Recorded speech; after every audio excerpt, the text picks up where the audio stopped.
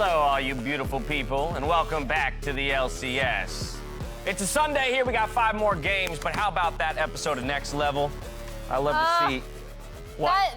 So I rewatch as a KT fan, and also because I'm a masochist, I rewatch that summer finals all the time. I can still see it, like when Joe was talking about the rain cloud just coming in, and like as the players start walking out, like there's a K-pop group singing "We Are the Champions." I swear to God, I've seen this so many times. Oh my goodness. It's like I'm there. Yeah? It's like I'm there. And now I don't want to be because it's a painful memory. Also, I love how after Doa explains that, like, there's the meme in Korea of, like, Ryu's still dying They to this end day. the episode by showing the play so that it can happen one more time. All right, well, that's all before we get to the happenings of the day. And in order to set up the storylines of the day, I think we should pull up the standings, take stock of the lead, because there is now a tie up there in first place. 100 Thieves and TSM at 20-9. But more importantly, Emily, I want to take a look at that second column, the Summer Split win rates. And most notably, Immortals, sporting the 7-4 in 7th place. All the way up. Yeah, I mean, so it's pretty insane because we don't see these standings very often ordered by like summer order, but they would be tied for first place if we didn't carry third. Thank you. Not first. Wow. That'd be impressive. Yeah, but tied for third place. That's still super impressive with how Also well impressive. TSM and 100 Thieves have been performing. No, absolutely. I mean, and that's the thing, right? You could make some. Mark, what on earth is going on? I got out of a surgery, just finished the roster change. What? Why? What? Well, so I think one of the teams, FlyQuest, saw the informational video that Dr. Azale and I put out for the Dr. Azale and didn't finish his MD Mark Z Cosmetic Roster Surgery Center. Okay. And so they came to us in the back alley late last night requesting a surgery. And? Yeah, we did it. Was it, I mean, a success? What happened? What I don't remember problem? exactly what I removed, but I put in a Kumo, a Tomo, and a Diamond. Okay. So some other parts are out, but those 3 are in.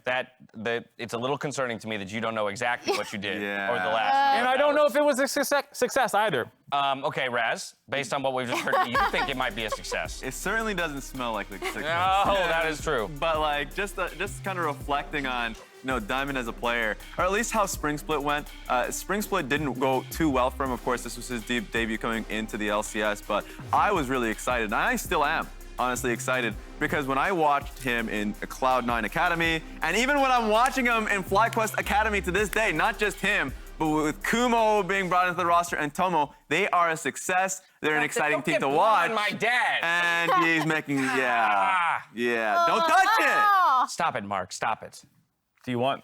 No! You want to take the gloves off? Just wipe it on the already existing smock. Okay, 0-6 slide for FlyQuest, Emily. I feel like there is reason to be making substantial substitutions and changes. Yeah, I mean, and it's the end of the week, so we'll see how it works out. It's their last game of this week. As Raz said, this FlyQuest Academy team has been really aggressive in terms of play style. Diamond was actually one of my players to watch because he did do so well in the Academy system. So I'm curious to see him come back on stage. I'm curious to see how this works out because, the individuals on the FlyQuest roster have been good, but they just don't seem to be communicating well together. Time will tell on the FlyQuest side as another roster moves into turmoil. But while roster changes continue to happen in the LCS, we also have to talk about the ones that have already happened. And Team Liquid, most notably, looking to stabilize a little bit after a very turnover. good client for us. All right. But they're the ones credit. that look fairly successful right now. The games have looked fairly clean from this team. Like, I would have expected, a tumultuous kind of period for them. But the issue is that, the interim coach of Cold, I think I love the drafts. I mean, it feels like they've been moving, since they left off. And the players looking great. Not just the addition of Armeo, but like Jensen, Tactical, and CoreJJ, the members of this team that been there, stepped up. Like, especially Tactical and Jensen, especially from his previous game. I love what I'm seeing. And Jenkins Akali. That thing's looking clean. There it is. Let's talk about some more of your handiwork as we pull up the Samsung SSD Fast 5 leaderboards. We got some new names leading the pack, particularly in that jungle category. Contracts, Armeo, and Acadian all snagging top spots. If there was one procedure I feel confident in, it is the jungle swap substitution bypass thing. Okay. It is a fantastic surgery. And as you can see, it's a limited sample size, only a couple games, but on average, all of them are playing quite well. They're on top of the leaderboards with the few games they played, which means that, you know, even though some of them didn't find wins initially, that they're at least individually playing very well to be getting these fast level 6s. Contracts, #1 up there at the top. Yes, again, a singular game, but boy, is that a way to return to the LCS. Yeah, I mean, of course, if it's just going to be based off those averages, like, it is what it is, but it goes to show just how strong of a performance. And, like, even listening to his interview that he had, it means so much for him to be able to come in and in an emphatic fashion.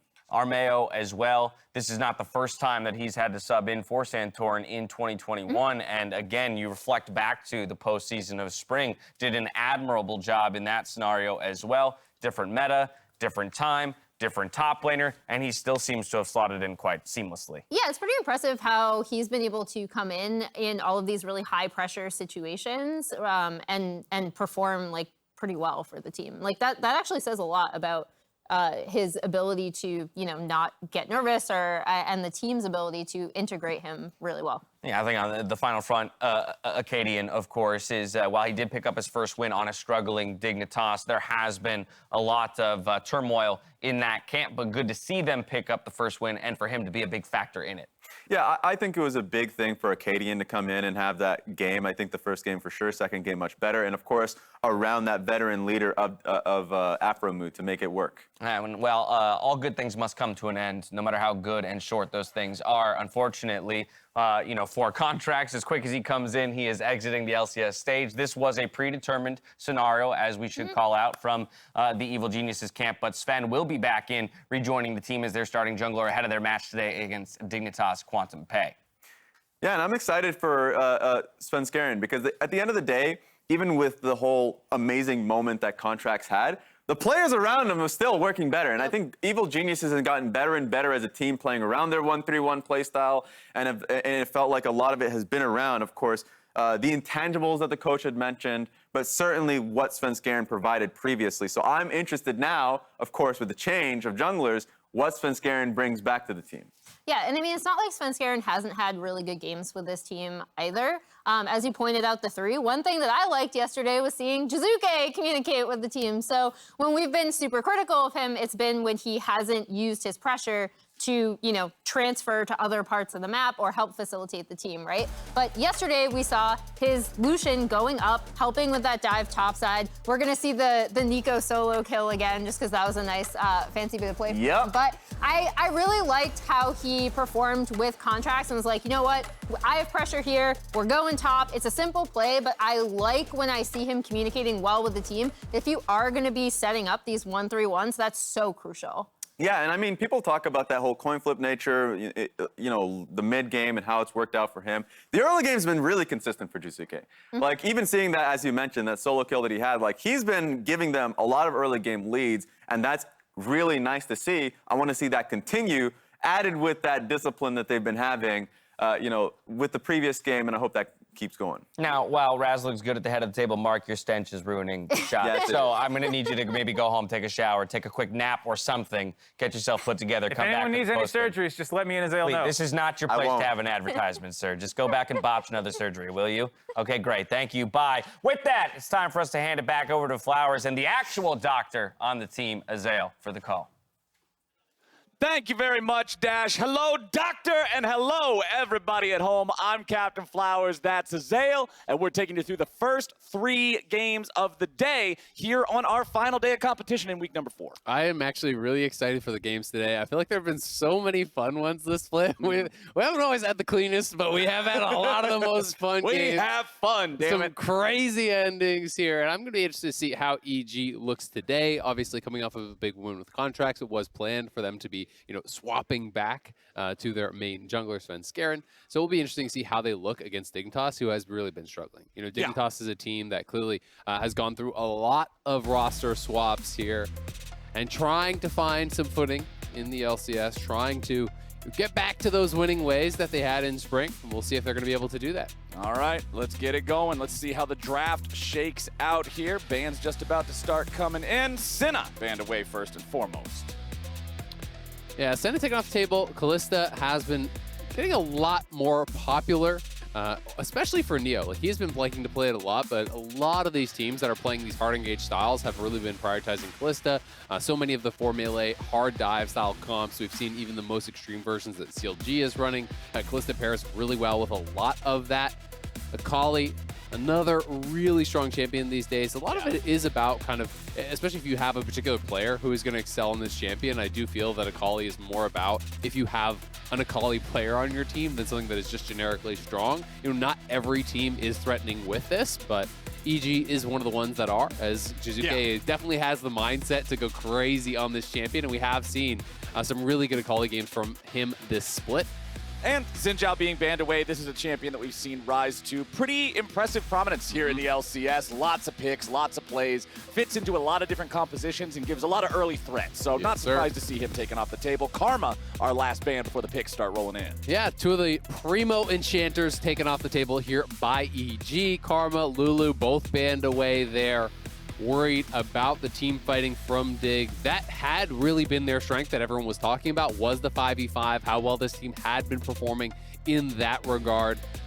But it hasn't been working as well. You know, ever since Saligo got changed out, Dardoch then changed out as well. This team has not really been as powerful in the 5v5s and are kind of struggling to find their style.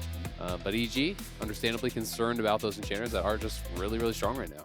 Okay, will they lock this in? Yes, they will. Okay, Diana, first pick here for Evil Geniuses. Yeah, Diana is gaining popularity, definitely, right? Yeah. We saw it come out first, I think, from Closer in the LCS. He had an incredible game and is now getting mixed in a lot more. We actually saw Cadian play it as well. Now Svenskeren bringing it out here for EG. Another true AP threat coming out of the jungle to be paired alongside that Rumble. This is one of those champions that really can allow you to play a lot of these AD solo laners that people really are liking, such as Viego.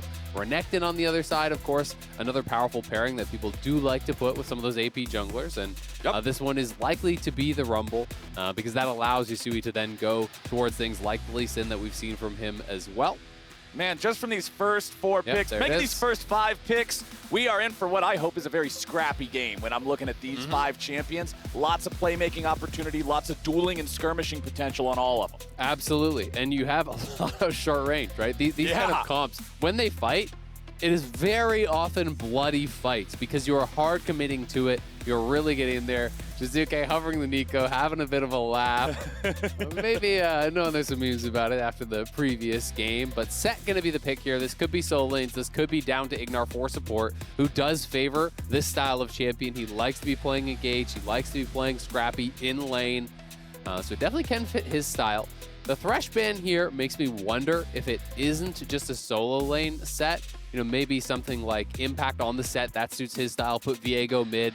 And if you're looking towards, you know, pick along the lines of the Leona, which Ignar does really like, then banning out Thresh makes a lot of sense here. Right.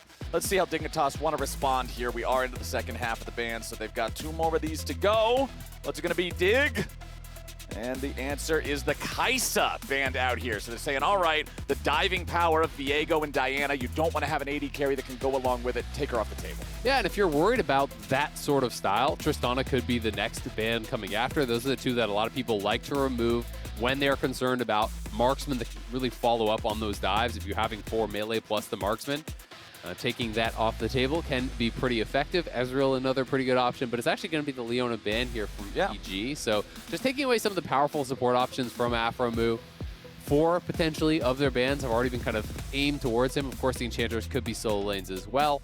But I do think the standout for Dignitas has been their bottom lane, so targeting them specifically makes a lot of sense here from EG. But without that Tristana ban, there's the lock-in instantly. Evil Geniuses know what they want to do with this comp. Absolutely. Want to be able to have that flexibility to go in. And this still could be a flex. Like, this actually could be going to Jizuke. You could have Tristana down towards, you know, that mid lane, rather. The set could go down to support. So Dig, not exactly sure where everything is going. The Rise ban obviously was targeted towards Jizuke. Ezreal would be a pretty natural response. It's one of the remaining high prio champions here. It can't actually dive in the same way that something like a Tristana or the Kaisa can, but obviously you can reach backline with your Qs, with your ultimates to go over top and try to really play safely alongside some of these engaged supports that we know Aphromoo really enjoys. You know, if we were to get something like the Nautilus here, he can move from lane, he can really look to attack some of these other EG members. and Neo should be able to stay safe. Okay, what will it be? Dignitas last pick here. Okay, Rakan picked up. So plenty of engage power, team fighting capability, very, very good kit for a lot of different tools, a lot of different situations. Yeah, but a weak laner, right? And that is one of the concerns here, is that you're now drafting such a weak lane that pretty much no matter what EG actually pairs alongside this Tristana, you are going to be pushed in, you are going to be bullied in that 2v2. But when you're grabbing Rakan, you're sacrificing some of the laning power for some incredibly powerful and reliable engage. Right. That being said, I, as a Rakan player, will be very nervous playing into a Galio. This is very likely going to be Galio support here, because when you go in, if you get taunted up, Rakan is so reliant on the mobility to actually stay safe in these fights. So one snap taunt, you get locked up, you can get burst down almost immediately there. So Afro is going to have to play really, really intelligently to avoid that. And Viego mid, it will be set top. Makes sense when you're thinking about how these players do like to play the games. Yeah. Both comps, I would say, fairly similar. You know, aggressive AD, solo laners, AP jungler, engage support here, and you do have, in different ways, marksmen who can kind of follow up on that dive. Yeah, and when I look at any player in competitive League of Legends, I always like to see them on champions that I think best fits them stylistically. That is more so true for certain players than other players, and for Jizuke in particular, it is incredibly true. I don't like to see Jizuke on something passive. I don't like to see Jizuke on something that requires somebody else to escort him somewhere. Jizuke is not meant to play the role of Mr. President. He's Mr. President who wants to do what the Secret Service is doing and just get in there and fight the bad guys. So on a champion like Viego, I think this suits him well and can let him play that wild style. Absolutely. I mean, this is a playmaking champion. This is a champion that, especially when you are playing ahead, if you can walk that line, if you can get your first reset, get the frames of immunity, while you're taking over that next body, you can start to go nuts in these fights. EG with some pretty powerful engage options of their own. You know, when you're looking at kind of the delivery service for the support Galio, you are putting your eyes on Svenskeren here. Diving into the backline, snap them together with the Diana ultimate. Galio comes over top, but you can also use this defensively because there's a lot of dive here from Dig. And if you have these 4 melee members from Dignitas piling in, trying to take out Danny, the defensive ultimates from Galio can be just as effective. And also a quick reminder to everybody out there, if you would like to watch the LCS in Spanish, well, hey, FlyQuest has you covered with LCS in Vivo. You can catch that over there on twitch.tv/FlyQuest if you'd prefer to watch it in a different language, a slightly different take, but still have all the LCS hype. Now this game, what we got to be paying attention to is I want to see if we get anything spicy here at level 1. Again, looking at some of these champions, looking at what they could do. Probably not, but everybody's just sort of taking that line of scrimmage approach right now, fanning out, making sure that the other side isn't up to anything. Yeah, I mean, that's the real tell, is when you see them all spread out like that, you're pretty much not going to get any sort of action. Almost always, you will see people grouping up if they want to go for any sort of warding play, if they want to go for any sort of an invade. It's obviously a little bit too risky to move in there by yourself, but EG did set up for the lane swaps here. Set very good into this Lee Sin. You know, more of an advantageous matchup there. Lee Sin can be difficult for Viego. This is one of those matchups where he can kind of reveal you in your little shroud. He can get up on top of you a lot more effectively, and Set should have a pretty good time in this matchup. I don't think that Viego is really going to enjoy laning against Renekton that much either, but to be fair, you can kind of scale into that, and it should be resulting in better matchups overall. Okay, already getting a little bit of a spicy trade down here in the bottom lane, 2v2. Afromu losing out on a lot of damage here, down to about 100 HP as Neo looks to take this even further. Danny also below 100 health now, as both sides are forced to back away, and honestly, the trade comes out looking pretty even. Yeah, I'd say it's actually positive for Dignitas, because you look at the biscuit in the bags there of Neo, he's going to be going back up pretty high on health. Of course, they are slightly behind on the push, so they have to wait for that level 2. But when you're focusing the enemy support, it's always risky because their marksman will be focusing your marksman down, right? And that's the situation we saw here. EG also expended the additional summon, which is something that you have to really keep in mind. With the Ignite down, if there is another fight, Afro has the exhaust, and you would expect that to really turn the tides here, especially against a champion like Tristana, who, when looking for these aggressive plays, you know, kind of wants to dive in there, wants to be looking for those moves, and it's just so easy to slap the exhaust on any Trist who jumps aggressively.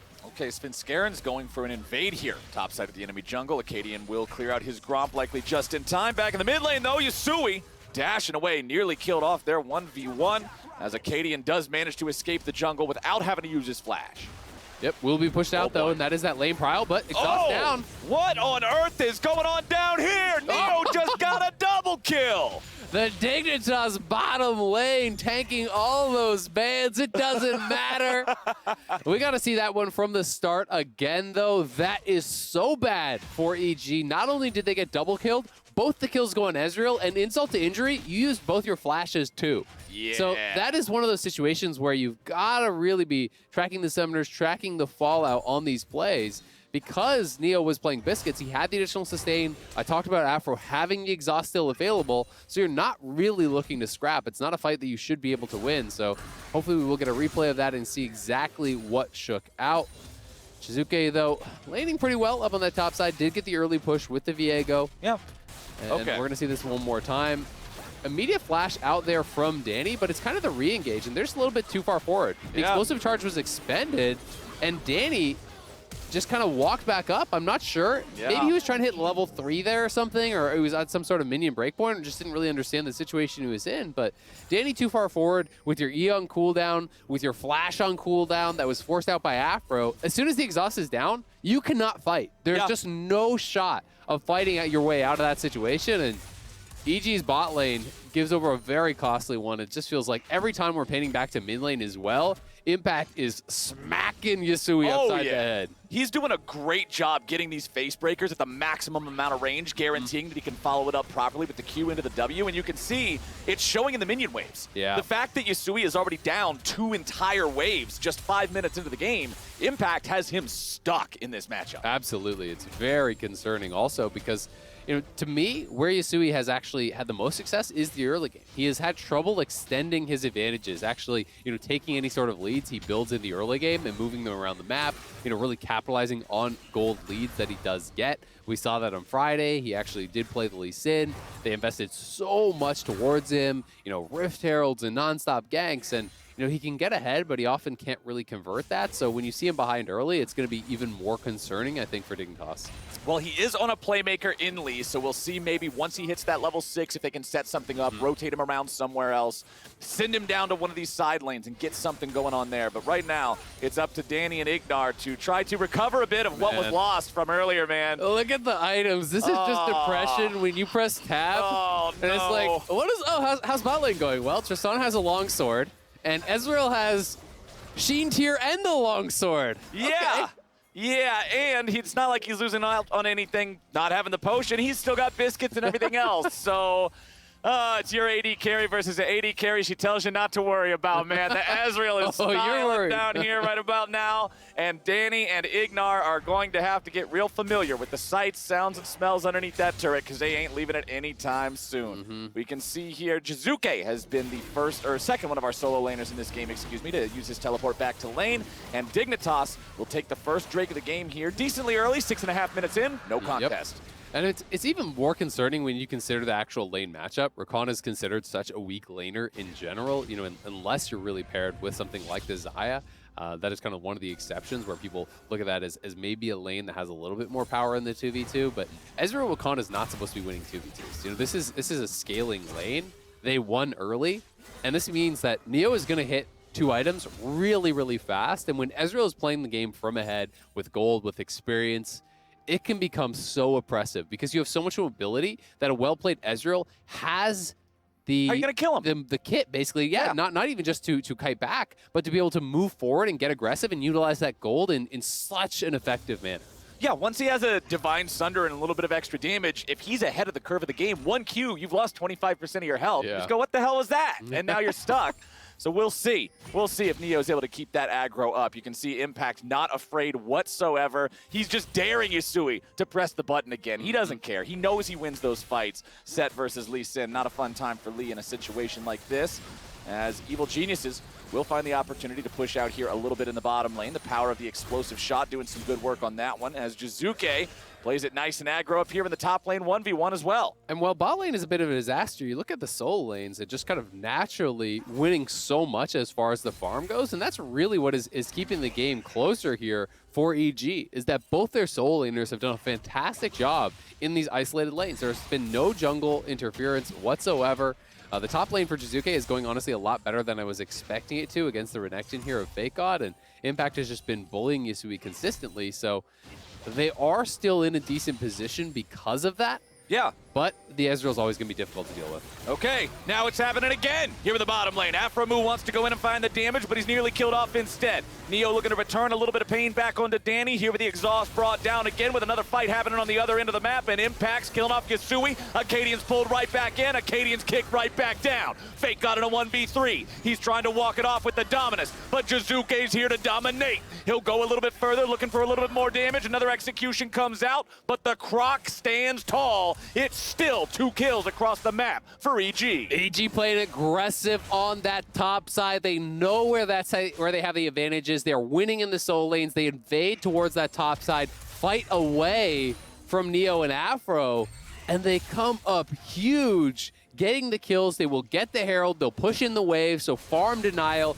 kills, gold, experience, everything going their way. They're now nearly 1,000 gold ahead. They will be 1,000 gold ahead when they actually take this plate, and they're still going to have that Herald in their back pocket, which gets more and more concerning anytime these towers are getting whittled away on.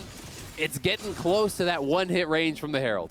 Oh, man, let's take another look at how this one started up here. It was Impact going in first. Yeah, Impact goes in very, very aggressive. Yasui with a pretty nice kick over the wall. They're thinking they're going to be able to take him down, but he's able to get out of the equalizer, and then in comes Jizuke. The solo lane reinforcements, gets that kill, gets that first reset.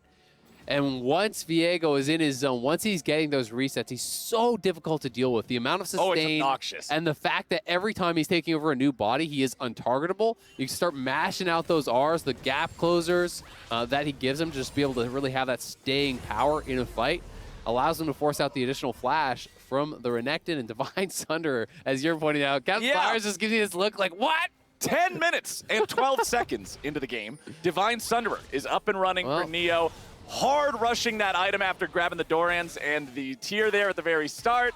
It is nothing but pain down here for anybody that goes near that man. Absolutely, but unfortunately, the rest of the map is already very much so on fire for Dignitas, and this has kind of been the problem for them in a lot of their games, is that even when bot lane is creating advantages, the rest of the map is collapsing around them, right? You know, you look at that, you're like, oh my God, the Sigil's so fed. They must be crushing the game. And then you look up at the scoreboard, they're down 1,000 gold, right? It's like, oh no, they're not crushing the game, but now Impact's looking to turn this around here in a 1v3, make it a 2v3. Ignar's ready to back him up and help him out, but Neo's gonna shoot him down. True Shot Barrage makes it a 2-0 for Dignitas. Oh, but Jizuke's ready to go. He's already jumped in. He's going for the execution. He doesn't have the damage. Jizuke barely misses out on getting one back. Almost gets that kill. Could have got the reset potentially there. And had they taken him down, maybe they look to drop the Herald. But the Dragon is spawning.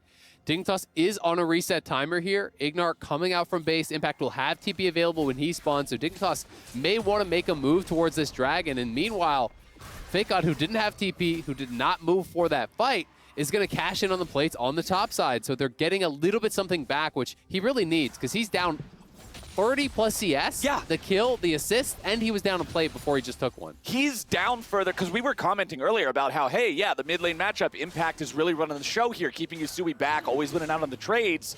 Yasui's farm versus Impact was closer than Fake Gods versus Jizuke's. Like, this Renekton, and despite the fact that he has a history of being such a powerful laner, a powerful early game champion, is struggling in this lane. Absolutely, and Analyst was talking about Jizuke and one of his big strengths being the laning phase, and that is something that I think he doesn't always get enough credit for. This is a guy who, especially with a lead, he is not afraid to really push the limits of that lead, and sometimes he fights him, right? Sometimes he really does throw games that they are winning where he doesn't need to play that crazy, where he doesn't need to walk that line. But when it's going well for him, he extends advantages in a way that very few players can.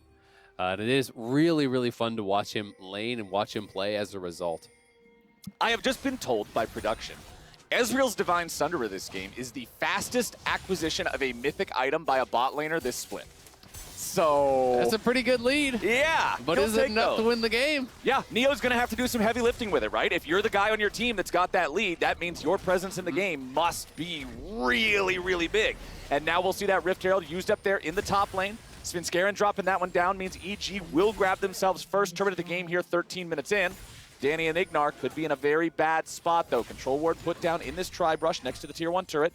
Impact wants to try to walk this Rift Herald up here, get that second charge off onto the tier 2. They're going in for the dive. They're looking to make the play. Aphromoo loses half HP. Danny's walking away, looking to stay alive. It's a 5-man play coming out from Dignitas. And Danny, you are not feeling good about that one. Let's see if Yasui can get himself out of here. He should be able to. Acadian is still down here, while remember the other jungler, Svenskeren, pushing in the top lane there, making sure they're grabbing another turret. So although Dignitas get one of the kills, they get the enemy AD carry, they lose the tier 2. Yeah, and they've got to get more as a result, right? They got to push up, they got to take this tower, they got to invade, and they're looking for it. Oh, we're not done yet. Acadian flashing out, staying alive. Impact running back underneath the tier 1, trying to survive himself. Goes in for the showstopper. He's got his support coming down on top of him, looking to keep him alive. It'll be a 1-for-1 traded here as Jizuke starts to reset. Neo tries to get away. He's taunted up. He's beaten down, and they got the shutdown on the Fed player. And that felt like such an overforce there. Neo shifting in, trying to follow up on that play, trying to get more. And unfortunately for him, just ends up giving over that shutdown. You don't call that worth. Not a 1-for-1, not with your most fed guy. Dignitas wanted to try to just get a little bit more, man, but they target the set underneath the turret. It's set. Yeah. He's really, really good at those situations. And the ult came back up. I also don't think they probably had a clear timer on the Galio ultimate, which was actually used in the mid lane quite a while ago. That coming back up was also pretty critical for EG, who, as you said, Svenskeren was pushing up at that top side. Looks like it is a problem with EG. You can see them talking to the ref there. Jizuke, Svenskeren having a chat. So hopefully going to be able to solve any sort of problem very quickly here. Yep. But this is EG kind of putting Dignitas into that position where they feel that they have to force, where they feel that they have to get something done, because EG is slapping them around on the top side of the map. Right there, getting blasted in the solo lane. So Dignitas is trying to say, okay, you're going to invade us on the top side. We're just going to give that up. We're going to go to the bot side. We're going to play towards our Ezreal. We're going to force you to respond where we are strongest on the map.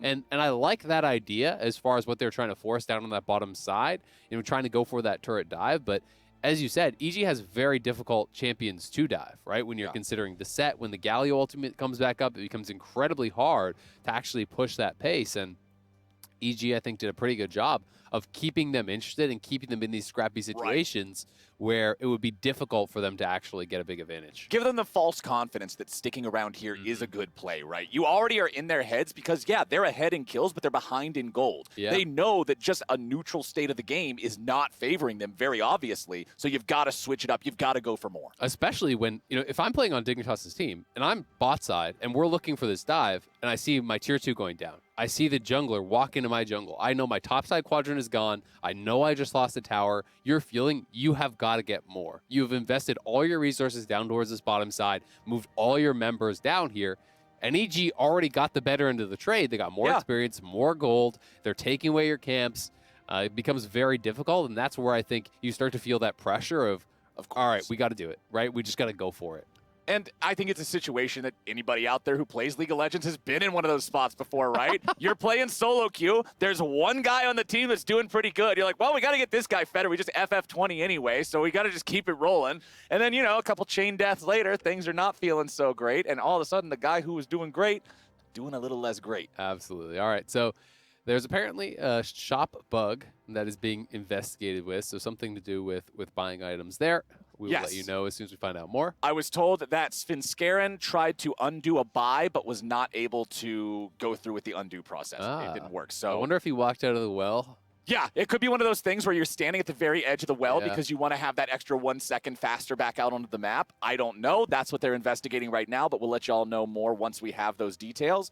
But considering the current state of the game, considering we just got away from a play that ended in a 1-for-1 with Dignitas losing Neo after that big lead that he had, what do you want to see from Dignitas here? That we are firmly into the mid game, right? We've seen the second dragon already go.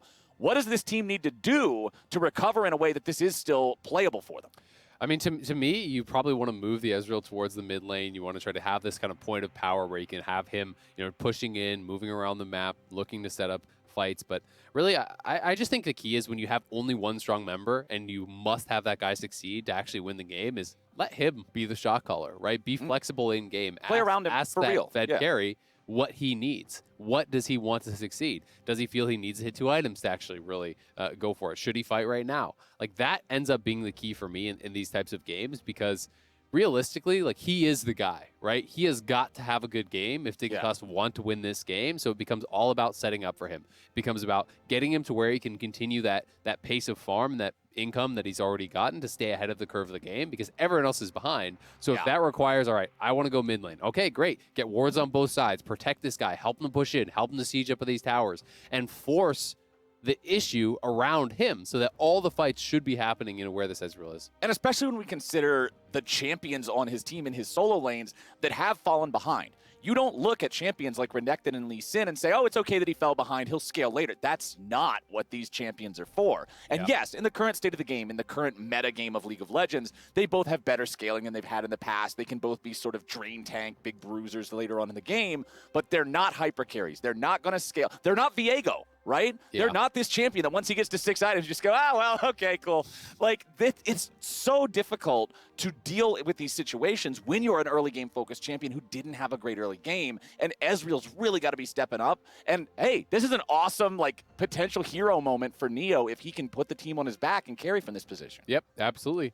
But the difficulty is always that your opponents don't have to respond to your game plan, right? When you're winning everywhere else, you can try to give up the minimum around him, and you can try to force plays where you know that you are strong. Both your solo lanes are winning. You can get out to those solo lanes, try to split push. Which is exactly what we saw in the top half of the map, right? When the 2v2 was breaking out in bottom lane, all of a sudden, Evil Genius is just like, okay, force the fight, let's go. Make something happen on the other end. If Neo's not there, it's an easy dub. I mean, when I'm playing a champion like Viego and you hit that Blade of the Rune King, at a reasonable timing, if you get to 2 items, I think you went Divine Sunderer first. If you just go Divine Sunderer into Blade of the Rune King, it almost feels like it's impossible to lose in that side lane when you're playing from ahead. So, you have 2 winning side laners.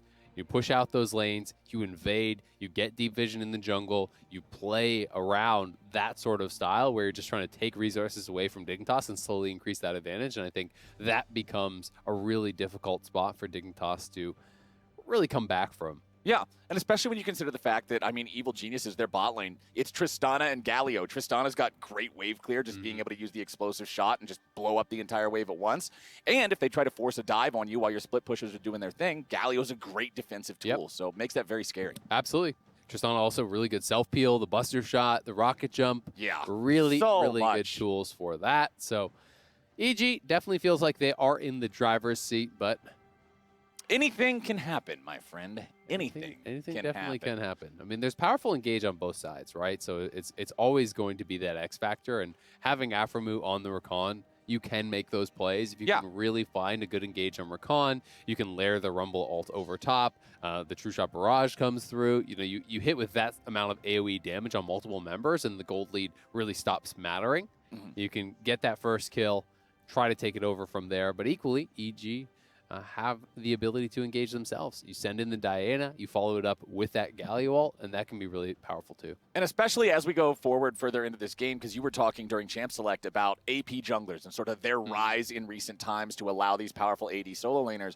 And the other thing that comes to my mind immediately thinking about AP junglers, the jungler is often an initiation type of role, and AP junglers can now build Zhonya's. Your jungler is going to have Zhonya's in every game, so now we can just see them engage with impunity. Oh, panic button, doesn't matter. Go gold. Absolutely. I mean, and that's one of the interesting things about it is kind of how you use that, how you draw out resources from your opponents. And that's a lot of what team fighting is, I think, is kind of walking that line where you're not trying to take no damage, you're trying to take as much damage as you possibly can without dying. Right? Exactly. That's the real goal. It's not go through this fight flawlessly and stay at 100% HP at all times, because I think that's the mindset that players will get into that actually results in them doing less damage and contributing less to the fights that you than you could. Yeah. And Zonius really does allow you to walk that line very effectively. You get in there, you try to draw as much pressure as you possibly can, and then all of a sudden you're at 10% HP, you hit the Zonias, and you don't want to just ignore that person and allow them to like escape, but at the same time, if you're just sitting around waiting for them to come out of the Zonias, well, then you're going to get run over by the rest of their team.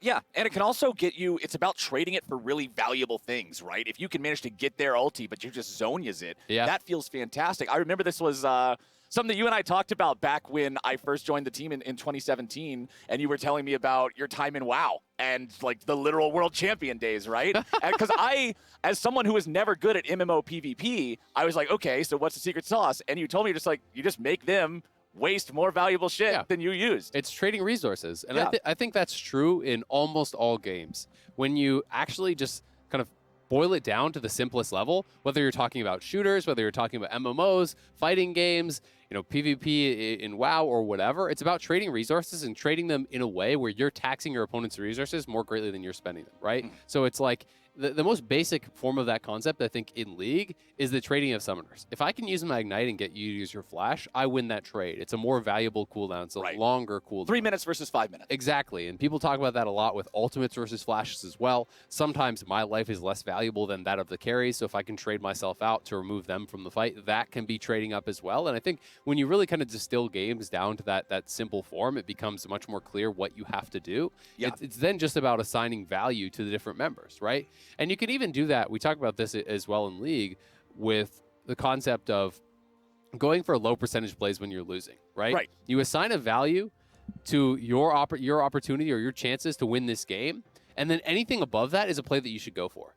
If I evaluate that I have a 5% chance to win this game and I see a play that is a 10% chance of working, that's a good play. I doubled my odds. That's a good play. Pretty good, right? and 9 out of 10 times I'm going to fall flat on my face and look like a dummy, and the game's going to end faster. But guess what? I still had a better shot of winning that game. So that's something that I really like when players kind of can be analytical about the game. And I think that informs good decisions when you can be really just kind of objective about your value in the game. You know, you have less value than your opponent. Great, trade it out. If you have more value, then you got to maybe play it a different way. Right, and even when you're looking at certain things, like in the context of this game where we've put so much emphasis on this Ezreal, investing a resource to get Ezreal's flash is not the same thing as investing a resource to get somebody else's flash. Ezreal means so much in the context of this game, and speaking of which, we are back in to the context of this game, my friends. You traded us out for a game of League of Legends, and we are very low value. Right, so you're trading up here. Literally, casters stalling is lower value than the actual game. So now, as audience members, you have traded up. Congratulations, you've learned Give yourself exactly a round of applause. what this module was meant to teach you. You've all graduated.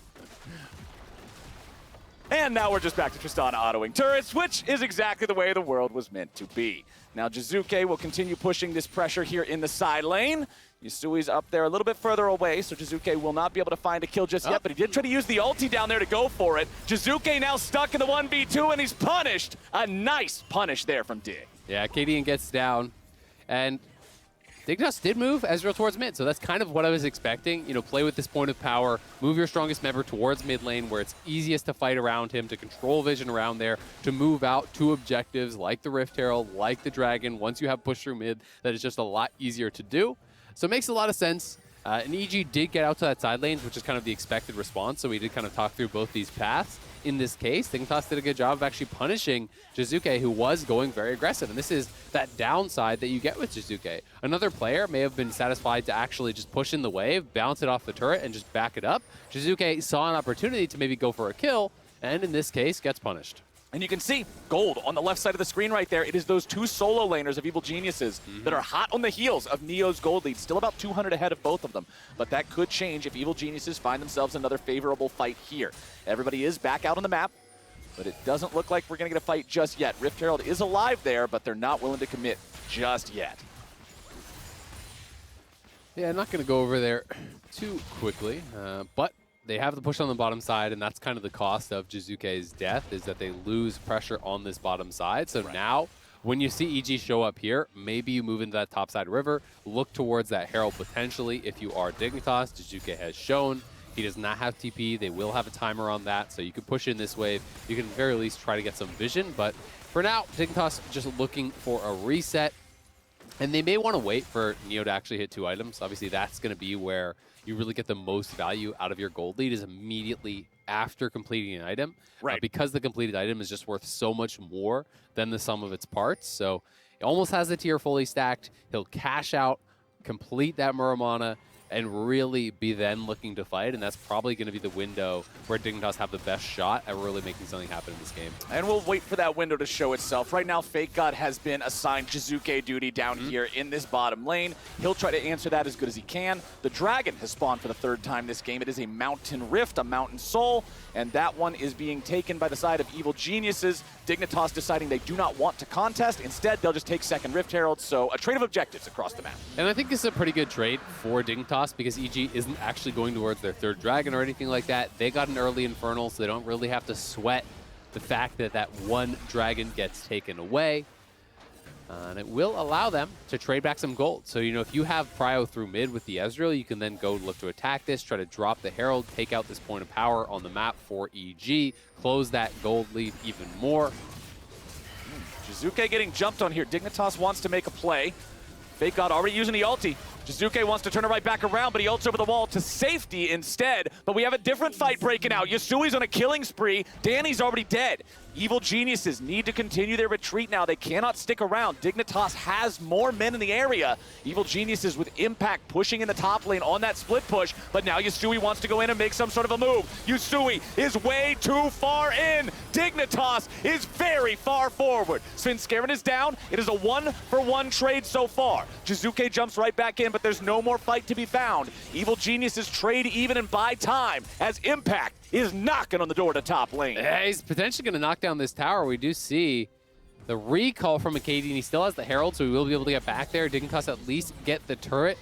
Yasui going for the engage there makes sense if he has his ult, but he did not, so there's not really anything he can do by getting into that back line. They quickly turn on him, do take him down, but EG again is trading in those side lanes. They really are trying to fight away from the Ezreal, who has now completed that Muramana, just about to have the transform as well. 357 out of that 360. Yep. Cloth armor tells you he's going to Frozen Heart, so his job is mostly going to be about just avoiding the Diana damage. That's going to be the key exhaust target here for Afro. That is where the magic damage comes through. With that Frozen Heart build, you can kind of deal a lot more easily with the Tristana, the Set, and the Viego.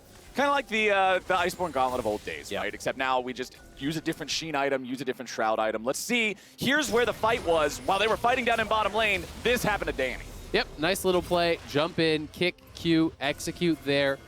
The follow-up play, I think, is fine, but I just don't think that Yasui needed to force, right? Or if he had maybe saved his kick when they were killing off Tristana, that could have been okay too. But going in here, what are you going to really accomplish without that ultimate available? So ends up giving over a bit of a freebie. Acadian survives with that stasis, and they do push EG off of their bottom lane. They get the tower, so the play was successful for them to be sure, but could have been even better if you just kind of back off the Lee Sin or play that a little bit more patiently, maybe even send him down to actually match Impact and then potentially push forward with that Rift Herald instead of using it for the recall. Well, the current state of the game is still only 1,500 gold apart here between the teams, so Dignitas still very much in this one, still trying to make sure that they can alleviate the pains of those solo lanes as much as possible. Something worth talking about is the fact that because it's Mountain Rift, it actually becomes very difficult to fight against Rumble in these corridors. You know, when you're playing on an Infernal Rift, it opens it up. It makes it much harder for the Rumble because there's these added layers of space that you can kind of walk through to avoid that equalizer. This just creates more and more corridors, right? It's easier for Ezreal to hit you with skill shots while you're walking through those. It's easier for Rumble to layer an ultimate over top of you and say you just can't go here, or if you do, you can't escape. So I do think this favors the Dignitas comp, who can kind of utilize that zone control in that space more effectively than what I see from EG. And also just the mobility of the champions, right? When you look at the other 4 besides Rumble, they all have the ability to wall hop or wall dash. Very important when there's more walls on the map. Infernal favors immobile champions. Mountain favors more mobile champions. Shelly's ramming her head right into the tier 1 turret here in mid lane, but the charge alone isn't enough to get that. So Evil Geniuses still maintaining a 4-2 turret count. That's the entirety of the gold lead. Absolutely, and that does mean if Dignitas can win a big fight, there's some of that gold to collect. I'm expecting them to fight at this next dragon here in 50 seconds. They are getting their recalls out now, picking up some vision. You can see pink wards in the inventory of a number of the members here on this Dignitas side.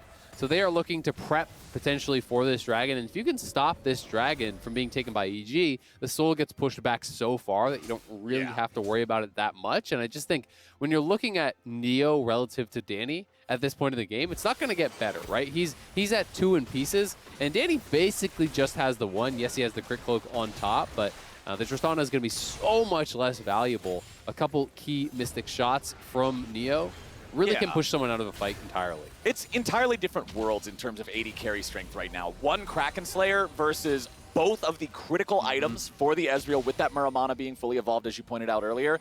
It's so much power in the hands of Neo right now. Evil Geniuses, however, do have priority over the river, but we've already got ourselves a bit of a fight between Fake God and Jizuke as Acadian's jumping in. Ignar's ready to follow up. Svenskaren's going to take a bunch of damage here. Acadian grabbing a kill onto him as now you've got the Haymaker coming out and Impact takes down Acadian. It's a 4 versus 4. Danny's grabbing the kill on Neo, and now Evil Geniuses look for even more. Yasui goes over the wall looking to finish off the kill onto Danny, but he won't have enough damage to do it. He'll now pay the price. Yasui's the next to die. Ignar takes the kill. Afromu hobbles away. Impact tanks the turret as long as humanly possible, but they will not get the last 2 kills. Evil Geniuses slam the team fight. EG just piling in on top of Neo. There's so much CC layering from them.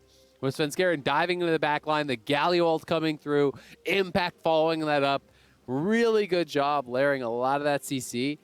And so much credit deserved, I think, by Jizuke for getting really huge amounts of damage down on Fake God before the fight even started, right? When you're playing the sustain heavy champion, he had the Blade of the Rune King completed before that. He found Fake God, sectioned him off, took a fight with him, and got him down to like 60, 50% HP before the fight even started. He was able to really pressure him out. An audio issue here, as we see on screen, so hopefully can get this one solved pretty quickly and move forward. And that's one of the things I think about the team fight versions of Viego and Renekton against one another. One of the things that will always favor Viego is if they're in that split situation like what we just saw, where they're not part of the main fight immediately, if Renekton doesn't turn on his ultimate, Viego's just going to beat the snot out of him. But if he turns on his ultimate too early, Viego just says, okay, see ya, disengages, and now Renekton's worthless for the subsequent fight. So a lot of pressure on the Renekton player to know when to ult, when to not, and just try to navigate that before the big team fight. And honestly, when you're this behind as a Renekton player, you basically just have to avoid the Viego. You just can't fight. You know, even if you pop the ulti, you're still going to lose the extended fight.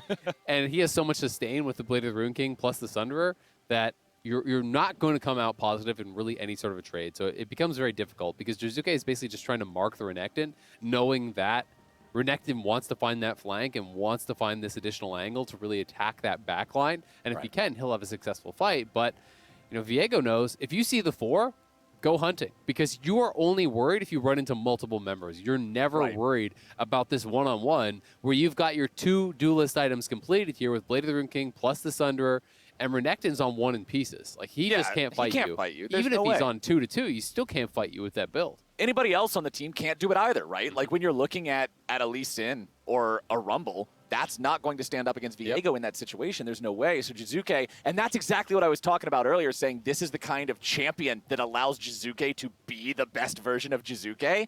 That's the way I want to see him playing League of Legends. This bloodthirsty, aggro, see health bar, click health bar type of play that he can do on a champion like this because he's the one with the autonomy. He's the one who, in that 1v1 situation, just says, no, you better leave. He's built different. He's built different. Alternatively constructed, Flowers. He's going to the back line, definitely always looking to get that maximum amount of damage out. Seems pretty clear that the issue is with Acadian, so they're trying to sort that out. Saw the EG players exiting the stage, and sometimes players, you know, are given that time to step away if they have to go to the washroom or anything like that. It is going to be an extended pause. We don't want anyone trapped in stage there. No, no, no. So we have been informed that the pause will last a couple more minutes, and then hopefully we'll be back into the game. So thank you so much, all y'all, for your patience. Please continue to bear with us as we get these audio issues solved. remember as well, just throwing back out the call out from earlier on the day. If you want to watch the Spanish broadcast, LCS in Vivo, over there on the twitch.tv/FlyQuest, that's exactly where you're able to subscribe to a different flavor of the LCS, but still the same gameplay, so we can still see some of these crazy fights here in the mid game. There's a couple other alternative versions now too. It's kind of nice that there are these different things. I was checking out the audio cast yesterday. You know, I was taking a shower and listening to the audio cast of the game. Yeah, it's a new world, man. It was actually pretty nice. So I was feeling that. ProView has been a lot of fun as well. I actually really find it's super interesting. What I like to use ProView for the most is when I see someone really dominate a game or create a huge lane advantage, because when you're watching the game through the traditional experience, obviously we're kind of keeping eyes on all parts of the map. Right. So you don't always get to distill exactly how someone dominates a lane. So, you know, like when you're looking at a game like this, it can be really fun to crack open the ProView, go see how did Jizuke win that lane so hard against Renekton? How was he up 30, 40 CS? You know, or thinking back to some of the previous games this week, some of the 2v2 lanes that 100 Thieves had in the bot lane, these advantages that they're creating, 40, 50 CS by 15 minutes, seeing how they are able to create these situations against some of the top players is really, really impressive. And looking and tracking those specific subtle things, right? Exactly. Because glancing over a lane, you won't be able to see exactly how he walks up just a little bit on every minion to try to poke or something like that. You really have to look for the deeper stuff, which is exactly what it's great for. I agree with you there. So hopefully we'll be able to get back here into game in just a minute, see how the rest of this game is going to play out. It has been nice and bloody, which is what I wanted to see. So I would love for it to continue along that same path, especially now that we're getting later on into the game, right? We're about 22, 23 minutes in right now. Baron is going to start to become much more of a feasible option for both squads if they get a good fight, and that just means more things to fight over, more fights. Sounds. I'm hearing some noises now. We're back. Okay, we're back for the third time. Let's do it. The game state really good for EG. This was kind of one of those really good spots for Dignitas. We talked about the relative power of the marksman. You know, you're looking at the items for Neo, you're looking at the items for Danny, and you're saying, all right, this is our time to win a fight. But EG win that fight anyway. They push themselves to Soul Point. They take an additional tower off of it. And EG are in such a good spot now. And they just have this overwhelming amount of engage, of people just piling through into that back line. The crowd control layering was really, really good. And I'm not sure if we'll get a replay of that. But this is kind of this new style that we're seeing from a lot of teams, where it's so heavily revolving around the engage and multiple forms of engage. Even when some of these champions, like when they're paired with Tom Kench or an Ezreal himself, have the ability to stay safe from 1 or 2, they can't always stay safe from 3 or 4. If you're getting dogpiled by the entire squad, chances are you don't have enough escape mechanisms, summoner spells, stopwatches, guardian angels, whatever you want to call it. There's not enough of it as evil geniuses move themselves into the top side. River here sweeping away some of that vision, just taking care of everything. And again, as long as they're the ones that are first to the situations here, they're the ones who will have the ability to punish Dignitas for checking into all this dark fog on the map. Yep, absolutely. They want to control that vision. They want to utilize that CC, as you are saying. And we're seeing Jizuke just kind of prowling around here. He's trying to utilize that mist, trying to utilize the power he has right now to really threaten these types of fights. And I like the fact that he actually did pick up the stopwatch. You know, his build right now, obviously far outshining that of the Renekton, who's going to be working towards the Steric second. The stopwatch buy, I think, makes a lot of sense here for Jizuke, using that to buy time in these fights where we know he wants to get deep into that backline, really threaten people. Or even just, you know, ult in onto Neo, not with the intent of actually getting the kill, but with the intent of pushing him out of the fight, then go into the stasis, knowing the rest of your team can make use of that time. And now the two-man Baron play here. They're really showing people mid. I think this is smart, but it will be sussed out. Yep, they're going to figure out what's going on. Impact and Jizuke can do a lot of damage to this just with the two of them. Viego is so adept at cutting this thing down. They're going. Dignitas is ready to go, but the Baron's going to be burned. It's picked up by Evil Geniuses, and the team fight's already ready to go. Set's already getting that showstopper popping off with Ignar coming down, looking to keep him safe. Fake God's being focused as he tries to dive into the back line. Fake God nearly killed away, and Danny's grabbing the damage to take him down. Now with Svenskeren finally falling down next to Impact, it is a one fight for Dignitas. They are 4v3 on the map. Jizuke wants to try to escape here. Doesn't want to lose that Baron buff. Should be able to get out. So Dig get an extra kill, but the Baron goes over to EG. And that's well worth it there for EG. I like that they committed. They had a good read on how long this Baron would take them. And the start was really intelligent. You're showing members elsewhere on the map. You're not really giving Dignitas any sort of tip of the hand that you're hard committing to this. Viego with the Bladed Rune King shreds through that Baron. So by the time Dignitas actually spotted it out, EG just hard commit to it. They burn it down. They do go -1 in kills, and it will cost them their mid lane turret, which was very low from the much earlier Herald we saw Dignitas pick up. But now EG have run of the map. They're already winning inside lanes. We can watch this one more time. You can see Ignar just going out, buying time. Stopwatch there coming through. And it's a pretty good fight, honestly, when you're considering things from the Dignitas side. Svenskeren goes into the back line, but the equalizer actually coming in clutch from Acadian. He drops that equalizer. EG can't really pile in forward, and Svenskeren was, as a result, just kind of cut off from his team. He gets focused down even after the stasis ends. There's no way, as Tristana, you're going to jump in over that wall into where the equalizer is, into that meat grinder. So it was always going to be the one fight for Dignitas after Svenskeren goes deep, but still positive trade for them. Jizuke is ridiculously strong. He's out to the side lane, Baron-empowered minions, and you can see, because he doesn't have deep vision, he's playing it fairly passively. This is his little quadrant of vision right here, right? Okay. Beyond that, he doesn't really know. So he doesn't want to advance too far forward because he needs to leave himself enough time to actually retreat back once he spots someone. You know, when you are able to advance the wards, that's when you can really get aggressive with the splitting. I mean, if you can get your line of vision out to here, all of a sudden you're safe to really move up to that tier 2 and start to kind of assault that. So that is the progression that we're seeing EG looking for. That is why we have EG invading into this, so that their strong solo laner can really make use of his power. And this is something that people need to kind of learn about in solo queue as well, is if you have a winning solo laner, you got to enable him, right? If you just run up to that tier 2 and start smacking it, you're going to get picked off. If there are... It's a very fine line in solo queue between a split pusher and an intern. And that fine line is called wards. It is your vision line. That is what you need. Now let's see. Yusui looking for an angle here in the fight. Dragon up in 15. True Shot Barrage comes through, just barely hits Jizuke and no one else. Sonic Wave onto Danny. Resonating Strike could come through, but that's practically just a death sentence there for Lee Sin. Yusui continuing to throw out these Sonic Waves. Jizuke zoning Fake God out of the fight. Yasui's going in. Looking for a little bit of follow-up here as Acadian's able to bring down the equalizer. Yusui tanking up a lot, but going into the stasis to stay alive. Ignar's already used the ulti now as well, with Yusui flashing back over the wall. Fake God continues to try to drain tank and survive against Jizuke, but Impact's here to finish him off. It's 1-0 coming out from the side of EG, as Dignitas now got to be prepared for the follow-up. They'll try to walk this one off. Jizuke's still looking. Tries to go after Neo, but a good shift over the wall keeps him safe. EG heading right back towards the Drake pit. Remember, this is the soul. Lots more damage coming out of Neo here, but look at the lockdown. Look at the CC. EG, they are just burying everybody with a Dignitas nameplate. Ace for Danny. Ace for the evil geniuses. Impact goes in. It goes crazy there, catching everybody from Dignitas. They're just going to pile down mid lane here. The res timer's likely too long for them to really do much of anything. They don't have the Baron buff, but thank God is the only one who's even close to spawning. So EG are going to look for the end.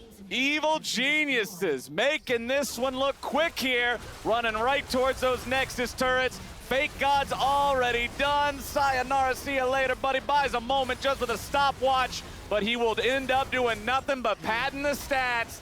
Evil geniuses get the win. Really nicely done there from EG, fighting it out well around that dragon again. Jizuke had Fake God marked, and I think that was so critical. In all of these fights, he sees the other 4 members, and he just goes hunting for the Renekton. That entire fight in the river, Renekton was trying to look for a flanking angle, was trying to come in behind him. All he got was a 1v1 that he can never win against the Viego. And Jizuke just kept him completely out of that fight.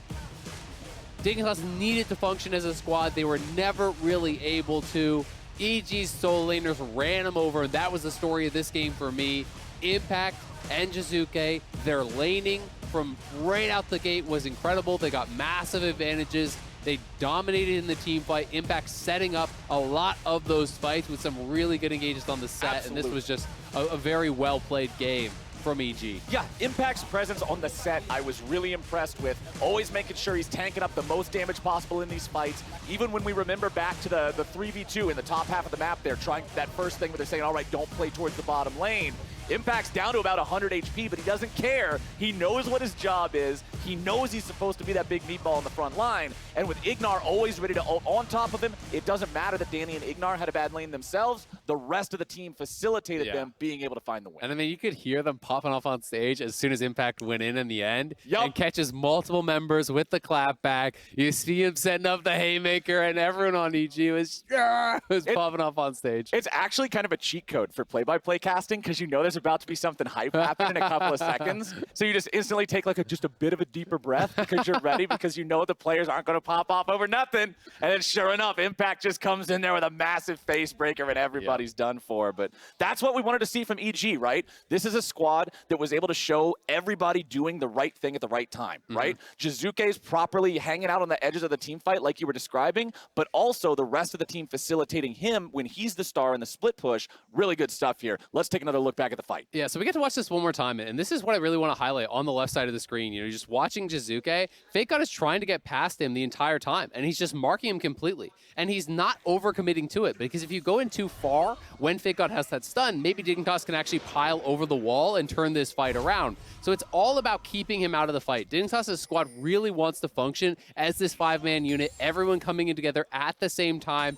Even there, Jizuke piling forward, getting the arcane shift out. And I think this is what prompts Impact to really try to look. They see the TP coming in, the shift goes forward, and Impact just flashes in, clapping multiple together, and they get absolutely deleted, playing around those cooldowns very intelligently. As soon as the shift is down in the late game, you know, that's a very short cooldown there.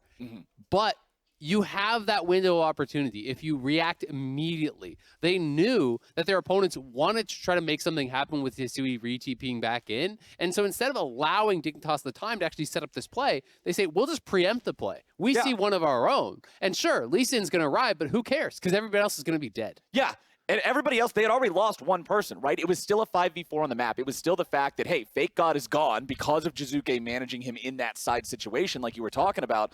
I don't care if you're TPing back in. We still have man advantage. That's what Evil Geniuses was able to do. But for now, we're tossing things over to LaTigris on stage with Danny for our Verizon post-game interview. Thank you, Captain Flowers. Whew, what a scrappy game that was. You did have to face a pretty difficult 2v2 right at the start. How did you manage to move past that to get to that stellar team fighting we saw from you? As long as I knew that we would be pretty good at team fighting, because our comp really likes to front to back, and my champion's really good at killing tanks. So I knew, like, once we got out of the lane phase, which was really tough, honestly, I'd be pretty fine, and that's all I was hoping for. When we were watching as an analyst desk over in the studio side, Emily specifically saying Danny's team fight micro is bleeping on point. So I just want to ask you a bit about kind of the development that you have had to synergize with the team and really be able to showcase effectively in those scenarios. I'd say generally my team fight micro, my bad, has been pretty well since I ever started, like in amateur and then leading up to LCS. So I don't think much has changed, but I definitely feel like the comms in team fights are very sophisticated and well thought out. Like we have a general plan of what we want to do, and I really like that. How much of the plan in this game was to make sure that Neo's Ezreal couldn't have an impact in the later fights? Because it did feel like you were all layering the CC to keep him out of it. We were all shouting, we need to like stop Ezreal from doing these damage in the fights, and I think we did a pretty good job of that. So. Yeah, a very good job and a lot of great performances from you throughout these recent weeks. We got to hear from you a little bit earlier in the summertime, and so many are impressed with how strong you came to the stage and your very first performance. So I just want to know from your time thus far in LCS, if you do feel any personal development or things that you have picked up along the way with this experience thus far. I wouldn't think so. I'm still pretty new. I think like most of the stuff that I should be picking up hasn't come yet, so I think it's gonna come soon. So Danny already pretty leveled high, but still more leveling to go. Thank you so much for sticking with me here on the stage after your game. Thank you so much. We've got plenty of LCS action to come. We're gonna kick it to a break, but on the other side, we are ahead of our second game of the day between Immortals and 100 Thieves. Don't miss it. See you there.